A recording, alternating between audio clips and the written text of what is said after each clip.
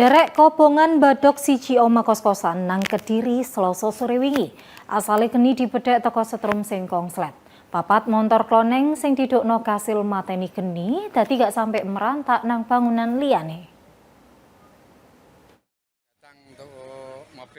Omah kos-kosan nang dalan Kediri Nganjuk tepake nang Desa Maron, Kecamatan Banyakan Kediri dibadok geni Selasa sore.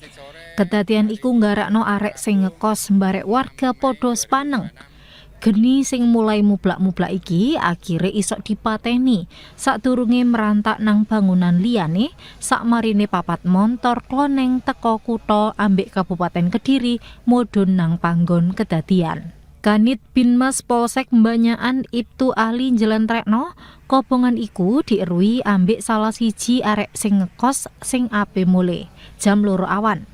Dheke langsung repot nang perangkat desa sing diterusno nang polisi karo damkar.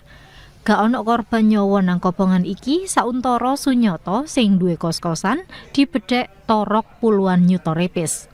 Lah apa penyebabe kobongan iku sik dislidiki petugas. Bedhekan sauntara gara-gara ono setrum sing kongslet. Muhammad Zainur Rofi, JTV.